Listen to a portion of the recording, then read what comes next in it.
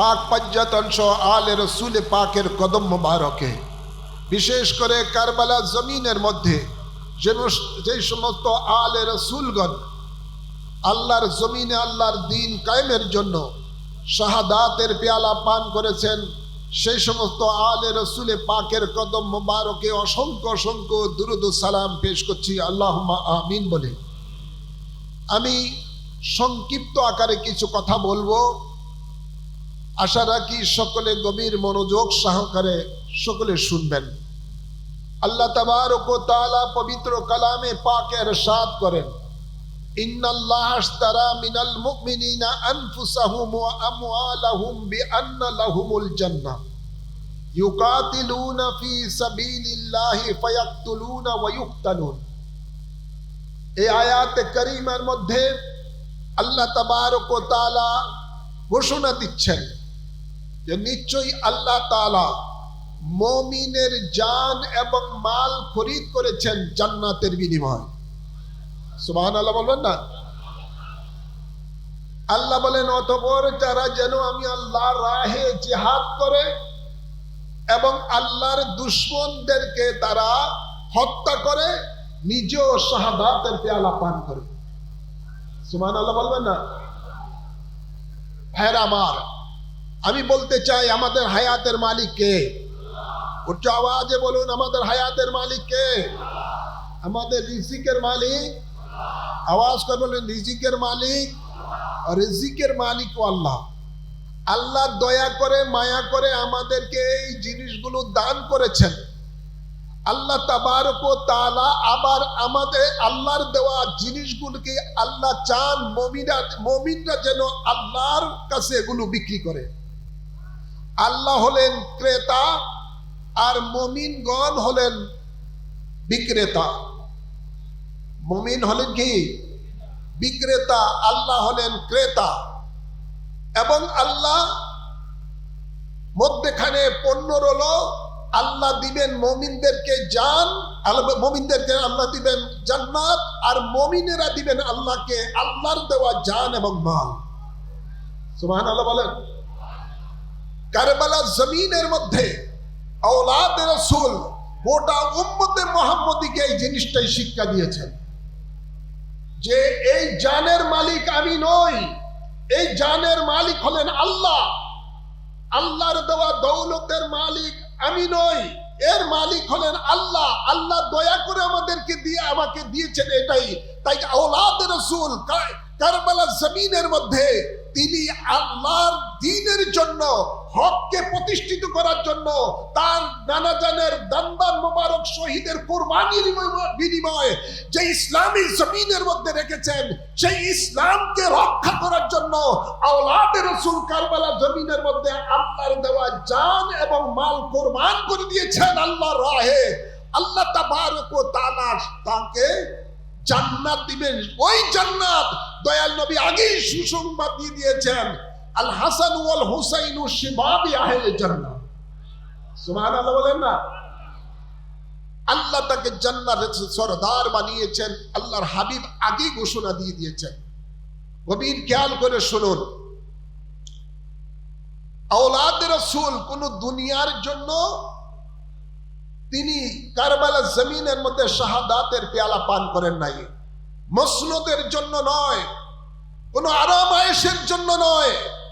আওলাদে রাসূল যখন দেখলেন মালাউন ইয়াজিদ ক্ষমতায় বসে আল্লাহর দ্বীনকে যখন বিকৃতি করে দিয়েছে, রাসূলে পাকের দান মুবারকের শহীদের বিনিময়ে যে ইসলাম আমানত রেখে গেছেন আওলাদে রাসূলগণের কাছে, গোটা উম্মতে মুহাম্মদের কাছে, সেটাকে যখন সে বিকৃতি করে দিয়েছে, তখনই আওলাদে রাসূল তার প্রতিবাদ করলেন। আর এই প্রতিবাদ করাটাই হলো সবচেয়ে বড় জিহাদ। আল্লাহর হাবিব ইরশাদ করেন, আফজালুল জিহাদে কালিমাতুল হক ইনদা সুলতানিন আযা। জালিম শাসকের বিরুদ্ধে হক কথা বলাটাই হলো সবচেয়ে বড় জিহাদ। আওলাদে রাসূল সেই দিন হক কথা বলেছেন যে এই ইয়াজিদ মালাউনের কাছে তিনি বায়াত গ্রহণ করবেন না, তাকে আমিরুল মুমিনিন মানবেন না, এই কারণে যে সে ইসলাম ইসলাম বিকৃতিকারী, সে ইসলাম বিকৃতিকারী, সে ক্ষমতায় এসে ইসলাম যে জিনিসকে হারাম করেছে সে সেটাকে হালাল করে দিয়েছে। নাউজুবিল্লাহ বলবেন না? ইসলাম মদকে হারাম করেছে, এজিদ নিজে মদ খেত, মদকে হালালও করে দিয়েছে। ইসলাম জেনাকে হারাম করেছে, এজিদ নিজে জেনাকার ছিল, জেনাকে জায়েজ করে দিয়েছে। নাউজুবিল্লাহ বলবেন না? ইসলাম সুদকে হারাম করেছে, এজিদ ক্ষমতায় বসে সুদকে হালাল করে দিয়েছে। এভাবে অনেক ইসলামের মৌলিক জিনিসগুলোকে সে যখন পরিবর্তন করে দিয়েছিল, তখনই আওলাদে রাসূল তার বিরুদ্ধে হক কথা বলেছে যে এজিদের কাছে বায়াত গ্রহণ করা যাবে না। এটাই ছিল মাওলা ইমাম হুসাইনের, এটাই ছিল তাদের কাছে অপরাধ, এজিদ বাহিনীর কাছে অপরাধ। তো মাওলা হুসাইন আমাদেরকে এটা শিক্ষা দিয়েছেন যে বাতিল যারা, ইসলাম বিকৃতিকারী যারা, তাদের কাছে কখনো মাথা নত করা যাবে না, তাদের কাছে কোনো বশ্যতা স্বীকার করা যাবে না, সে যত বড়ই শক্তিশালী হোক না কেন।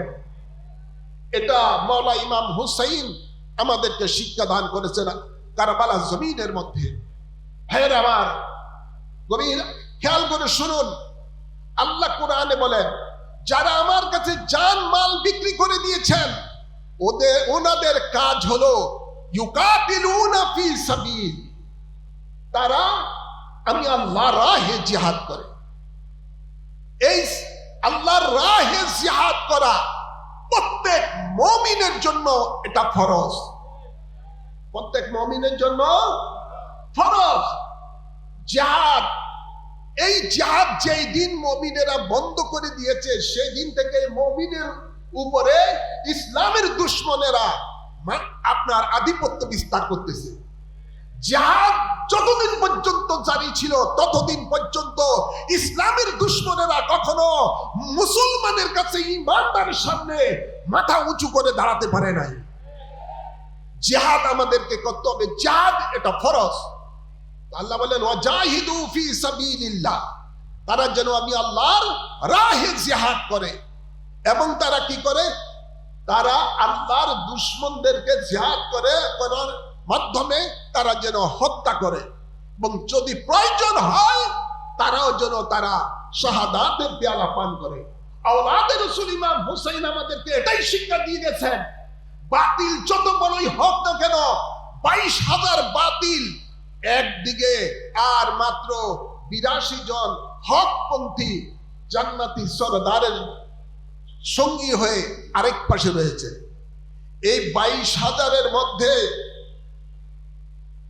3,000 মুফতি। কত হাজার? 3,000 মুফতি আর 7,000 হাফেজে কোরআন। এদের মধ্যে টুপি ছিল, এদের মধ্যে পাগড়ি ছিল, এবং এদের মুখে দাড়ি ছিল, হাতে তসবিহ ছিল, মুখের মধ্যে নারে তাকবীর আল্লাহু আকবারের স্লোগান ছিল। কথা বলছেন না? নামাজের ওয়াক্ত হলে আজান হতো, একামত হতো, জামাত হতো। কিন্তু এই 22,000 লোকগুলিকে লক্ষ্য করে আওলাদে রাসূল জান্নাতের সরদার ইমাম হুসাইন, মাওলা হুসাইন বলেছিলেন, তোমাদের মাঝে কি একজনও ঈমানদার নাই? কথা বলছেন না? মুফতিদেরকে, 3,000 মুফতিকে বলতেছে, তোমাদের মধ্যে কি একজনও ঈমানদার নাই? 7,000 হাফেজে কোরআনকে বলেছেন, তোমাদের মধ্যে কি একজনও ঈমানদার নাই? এবং এই 22,000 মুসল্লিদেরকে বলেছিলেন লক্ষ্য করে, তোমাদের মধ্যে কি একজনও ঈমানদার নাই? সুতরাং বুঝতে হবে এটাই, হাফেজে কোরআন হলে ঈমানদার হওয়া যায় না, মুফতি হলে ঈমানদার হওয়া যায় না, মুহাদ্দিস হলে ঈমানদার হওয়া যায় না, বড় বড় ডক্টর নাম ধারণ করলে ঈমানদার হওয়া যায় না। ঈমানদার হলো কি? শুনুন, ঈমানদার হলো রাসূল পাক সাল্লাল্লাহু আলাইহি সাল্লাম বলেছিলেন, মান আহাব্বাহুমা ফাকাদ আহাব্বানি, আমার আমার হাসান হুসাইনকে যারা মহব্বত করেছে তারা যেন আমি রাসূলকে মহব্বত করলো। আর রাসূল বলেন মান জাআলা ঈমান আলিমাল্লাহ মুহাব্বাত আলাহু, যার অন্তরে আমার মহব্বত নাই তার ঈমান নাই। তাহলে ঈমান হলো রাসূলের পাকের মহব্বত, আর রাসূলের পাকের মহব্বত পেতে হলে আহলে রাসূলের মহব্বত আগে অর্জন করতে হবে। আহলে রাসূল এর মহব্বত যার অন্তরে আছে সেই হলো ঈমানদার। সুতরাং টুপি দাড়ি নামাজ রোজা এগুলো আমল, এগুলো কোনো ঈমানের চিহ্ন নয়। রাসূল বলেন আমান আবগাদাহুমা ফাকাদ আবগাদানি, আমার হাসান হুসাইনের সাথে যারা দুশমনি করলো তারা যেন আমি রাসূলের সাথে দুশমনি করলো। সুতরাং আল্লাহর হাবিব রাহমাতুল লিল আলামিন যাদের সম্বন্ধে বলেন আল হাসানু ওয়াল হুসাইনু রাইহানুমা, আমার হাসান এবং হুসাইন হলো আমার বাগানের ফুল, আমার চোখের মণি। সুতরাং রাসূল পাক সাল্লাল্লাহু আলাইহি সাল্লামের আওলাদে পাকের সাথে যারা দুশমনি রাখে তারা কখনো ঈমানদার হতে পারে, বলুন ঈমানদার হতে পারে, তারা কখনো ঈমানদার হতে পারে না। আজকে আমরা দেখতে পাই এক ওয়াহাবি দরবারের পীর বলতেছে এজিদ বলো ভালো মানুষ ছিল, সে একেবারে হাফেজে কোরআন ছিল, তাহাজ্জুদ গুরুদার ছিল, ইত্যাদি ইত্যাদি। এজিদের প্রশংসাকারী অনেক আছে না নাই? জোর বলুন আছে না নাই? মনে রাখতে হবে আওলাদে রাসূল আলে রাসূল জান্নাতের সরদার এবং রাসূলের পাকের আওলাদের সাথে যারা দুশমনি রাখে তারা কখনো ঈমানদার হতে পারে না। সুতরাং যারা জান্নাতের সরদারকে শহীদ করেছে কারবালার জমিনের মধ্যে এরা নিঃসন্দেহে কাফের। এরা নিঃসন্দেহে কাফের। এই কাফেরদের সাথে ঈমানদারের সাথে কখনো আপোষ হতে পারে না। আজকে যারা এজিদ বাহিনী আছে না নাই? এই যুগে এজিদের পক্ষে লোক আছে না নাই? এই যুগে যারা এজিদের পক্ষে আছে এদের সাথে মাওলা হুসাইনের প্রেমিকেরা যারা, তাদের সাথে কোনো আপোষ চলতে পারে না, এদের পিছনে নামাজ পড়তে পারে না। এমন আছে না নাই? আমাদের দেশে অনেকে আছেন দেখবেন মসজিদে হাইয়া আলাস সালাহ বললে আওয়াজ শুনলে দৌড় দিয়ে চলে যায় ইমামের পিছনে নামাজ পড়ার জন্য, জামাত ধরার জন্য। কি ধরার জন্য? বেশি সোয়াব, 27 গুণ সোয়াব নামাজ পড়ার জন্য তারা ওখানে চলে যায়, বড় জামাত ধরার জন্য চলে যায়। ভাইয়েরা আমার, কারবালার জমিনের মধ্যে যখন নামাজের রক্ত হতো, এক পাশে এজিদি বাহিনী 22,000 আজান দিত হাইয়া আলাস সালাহ। কত হাজার? 22,000 আজান হতো হাইয়া আলাস সালাহ, সেখানে জামাত হতো। আর অন্য সাইডে জান্নাতের সরদারের কাফিলার মধ্যে আজান হতো হাইয়া আলাস সালাহ, নামাজের জন্য আসো। আপনি কোন জামাত ধরবেন? ছোট জামাত না বড় জামাত? জোর বলে না কোন জামাত? আওয়াজ করুন। কি এজিদ বাহিনীর পিছনে নামাজ পড়বেন না মাওলা হুসাইনের পিছনে নামাজ পড়বেন? জোর বলুন না কার পিছনে? মাওলা হুসাইনের পিছনে নামাজ পড়বেন, জান্নাতের সরদারের পিছনে নামাজ পড়বেন, রাসূল পাকের কলিজার টুকরার পিছনে নামাজ পড়বেন। তাই আজকে আমাদেরকে দেখতে হবে যেখানে সেখানে যাদের যাত্রার পিছনে নামাজের ইক্তেদা করা যাবে না। আগে যাচাই বাছাই করতে হবে এটাকে মাওলা হুসাইনের পক্ষের লোক না ইয়াজিদের পক্ষের লোক। যাচাই বাছাই করার পরে ইক্তেদাই তো বিহাজাল ইমাম করবে। কথা বুঝছেন না? যাচাই বাছাই করতে হবে। আমরা ইমানের ব্যাপারে সচেতন না, তার পিছনে আমরা নামাজ পড়ে ফেলি। এদের সাথে আত্মীয়তা করা যাবে না, এদেরকে সালাম দেওয়া যাবে না, এদের রাজনীতিও করা যাবে না, এদের সাথে কোনো সম্পর্ক রাখা যাবে না। যদি রাখা যেত তাহলে মাওলা হুসাইন কারবালার জমিনের মধ্যে শাহাদাতের পেয়ালা পান করতেন না। নবী পরিবারের 72 জন সদস্য নির্মমভাবে শহীদ হতো না যদি দুশমনের রাসূলের সাথে আপোষ হতো। বাতিলদের সাথে যদি আপোষ হতো তিনি আপোষ সেখানে করতেন। ভাইয়ের আমার, আজ আপনি শুধু এটুকুই বলবো, আলোচনা দীর্ঘায়িত না, এখন আপনাদের নিয়ে মুনাজাত করব। শুধু এটুকুই বলবো, আজকের এই যুগের মধ্যে এজিদ বাহিনীর তৎপরতা অনেক বেড়ে গেছে, অনেক গুণ বেড়ে গেছে। এদের এই তৎপরতাকে রুখে দিতে হবে। মাওলা হুসাইনের পক্ষে যারা আছেন, আলে রাসূলের পক্ষে যারা আছেন, আমাদের সকলকে ঐক্যবদ্ধ হতে হবে। ঐক্যবদ্ধ হয়ে আমাদেরকে তাদের বিরুদ্ধে আমাদেরকে জিহাদ করতে হবে। হয় তলোয়ারের জিহাদ, না হয় মুখের জবানের জিহাদ। যদি না করেন, আল্লাহর হাবিব ঘোষণা দিয়েছেন, আস-সাকিতু আনিল হক্কে শাইতানিন আকরাস।